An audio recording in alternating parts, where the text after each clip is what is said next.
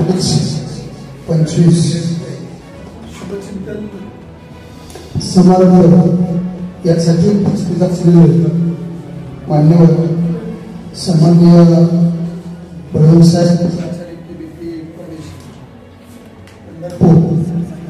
सन्माननीय सर, तसेच आदरणीय काका बापू तात्या, आदरणीय साहेब शिवाजीभाऊ कदम, जगन्नाथ महाराज, तसेच सर सिद्धेश्वर चव्हाण, उपस्थित पालकवर्ग आणि विद्यार्थी मित्रांनो, काय होताच तो, काय झालाच तो, अरे वेड्या असा कसा झालाच तो. नीट ऐका, जर तुम्ही असंच आयुष्य घालवलं तर हे वाक्य उपयोगी पडतं. आणि जर तुम्ही थोडस विचारात्मक जर आपण बघितलं, अरे काय होत असतो, काय झालाच तो, अरे वेड्या तुझ्या सारखा पुन्हा कोणी होणार नाही असा कसा झालाच तो, हेही तिथूनच तयार होत. म्हणूनच आजचा हा शुभ चिंतन समारंभ लक्षात ठेवा. पुस्तकावर किंमत नसेल तर त्या पुस्तकाला काहीच महत्व राहत नाही. लक्षात ठेवा. 25 रुपयाचं पुस्तक असेल आणि 2500 रुपयाचं पुस्तक असेल तर 2500 रुपयाचं पुस्तक आपण त्याला कव्हर घालून जपून ठेवतो, पण 25 रुपयाचं पुस्तक असेल तर त्याच्याकडे आपण नीट पाहत नाही. मित्रांनो, तसंच आहे आपला जर मार्क आपल्या मार्क लिस्टवर आले आणि आपलं जर संस्कारक्षम असेल तर आपल्याला 2500 म्हणण्यापेक्षा 2500 करोड पेक्षा सुद्धा किंमत प्राप्त होते. म्हणून किंमतवान व्हायला शिका, कारण किंमतवान व्हायचं असेल तर हिंमत लागते, तेव्हाच किंमत प्राप्त होते. उगाच नुसतं रस्त्याने हिंडून सांगतोय आपण आपल्याला कुणी किंमत नाही देणार. म्हणून त्यासाठी काय करावं लागेल, हिंमतवान व्हा. मग हिंमतवान व्हायचं असेल तर काय करणं आवश्यक आहे, तर त्याच्यासाठी संस्कारक्षम वागणं पाहिजे. पहिल्यांदा गुरमी घेऊन कुणी चालतं रस्त्याने, सांगा ना, गुरमी घेऊन कुणी चालतं, कुठपर्यंत असते गुरमी, शिवपर्यंत. आणि उर्मी कुठपर्यंत असते, अरे गुरमी घेऊन जगण्यापेक्षा मी या जातीचा, मी अमुक्याचा, मी एवढ्याचा, हे सोडून द्या. काय घ्या तर गुरमी सोडून देऊन उर्मी घ्या. ती जगाच्या नकाशावर किती खंड आहेत हे तुम्हाला माहिती आहे. त्याच्यातील तुम्ही कुठेही जावा, ती उर्मी तुम्हाला खऱ्या अर्थानं शिखरावर पोहोचवल्याशिवाय राहत नाही. आणि त्याच्यासाठी उमेद असावी लागते. अजून तर काय नाही, आधी तो एक सुरुवात आहे. एक कथा सांगतो, सुरुवात अशी करा की it is the powerful journey. तुमच्या आयुष्याची पॉवरफुल जर्नी. तुमच्या जर बघितलं तर वाटलं पाहिजे काय रिचार्जेबल विद्यार्थी आहे. अहो मोबाईलवर रिचार्ज करावा लागतो, पैसे नसतील तर त्याला काही किंमत नाही. अहो बॅटरी नसेल तर त्याला काही किंमत नाही. पण आपण असं व्यक्तिमत्व आहे, आई बापांनी भाजलेली भाकर, बापांनी केलेलं कष्ट आणि आईच्या हाताने सोसलेले चटके आहेत, तेच उतरलेत आपल्या पोटामध्ये. त्याचा जरा चीज झालं पाहिजे. आणि ते चीज तुम्ही नक्कीच कराल. नीट ऐका, बघण्याचा दृष्टिकोन. आणि एवढी कथा सांगतोय, एक मुलगा किंवा एक विद्यार्थी रस्त्याने चालत असतो. 3 जण त्याला गाठ पडतात. सर्वप्रथम पहिला गाठ पडतो, मूर्ती घडवत असतो. तो मूर्ती घडवताना त्याच्याकडे पाहिलं की वाटायचं याच्याकडे काय लकब नाही. एखाद्या माणसाकडे पाहिलं की वाटतं ह्याच्यासारखं झालं तर बरं होईल, पण पुढे गेलो की आपण शिरा देतो. कसं होणार त्याच्यासारखं? अरे त्याच्यासारखं पाहिजे असेल तर 2 पाऊल मागे सोडून तेवढ्या हिमतीनं पुढे जायला शिकलं पाहिजे. त्यानं घालवलेलं कष्ट आपण तसंच मिळवण्याचा प्रयत्न केला पाहिजे. तो त्या मूर्तिकाराला म्हणतो, अरे काय करतोस तू? तो म्हणतो, माझ्या पोटाचं खळग भरतोय मी माझ्या पोटाचं खळग भरण्यासाठी या ठिकाणी कामाला आहे.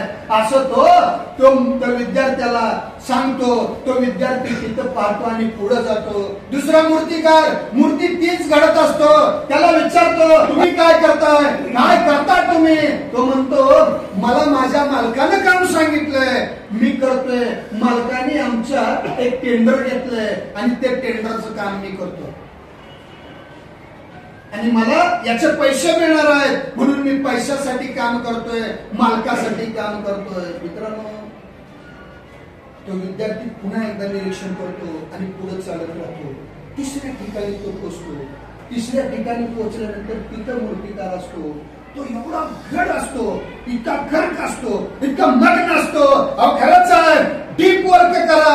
डीप वर्क म्हणजे इतकं कामात गळून जा, इतका गळून जा, शेजाऱ्याकडे पाहण्यासाठी सुद्धा वेळ नसेल. डीप वर्क केलं की त्याच वर्कला दुनिया सलाम करते. उगा वरच्यावर काम करणारा दुनिया सलाम करत नाही, त्याचं गुणगान गात नाही. इतिहास घडवायचा असेल तर इतिहास वाचून जमत नाही, इतिहास लिहून जमत नाही, तर त्याचं कर्तृत्व तुम्ही त्याच्यामध्ये उतरवलं तर तुमचा इतिहास बनतो. म्हणून पहिल्यांदा ते म्हणलं होतं, काय होता असं तो, अरे तुमचं सुद्धा कुणीतरी वर्णन करावं असं तुम्ही बनावं. तो मूर्तिकार पुन्हा एकदा तिथे येतोय, पण तो तिसऱ्याला विचारतो, ओ इकडे बघा मी आलोय. तो पाहतो, बोल बोल काय बाळा काय काम आहे. तर तो म्हणतो, तुम्ही काय करता.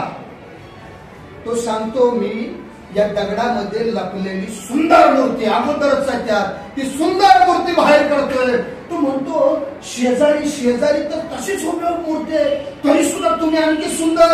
अरे त्या शेजारच्या मूर्तीवर जो मूर्तीचं नाक आहे त्याच्यावर एक ओरखडा अहो तो कुणालाच दिसत नाही, कुणालाच दिसत नाही. पण ज्या वेळेस ही मूर्ती देवळात लावली जाईल त्यावेळेस ती पाहणारा कुणी नसेल. हो, पण मी तयार केलेलं आहे, माझं मन मला सांगेल की याच्यामध्ये तुझी एक मिस्टेक राहिलेली आहे, म्हणून ती माझ्या आयुष्यामध्ये मला सनक जाईल, म्हणून मला ती ठेवायची नाही. मी माझ्यातलं उत्कृष्ट मूर्ती बाहेर काढण्यासाठी प्रयत्न करतोय. मी कुणासाठी नाही तर मी स्वतःसाठी उत्कृष्ट होण्यासाठी लढतोय.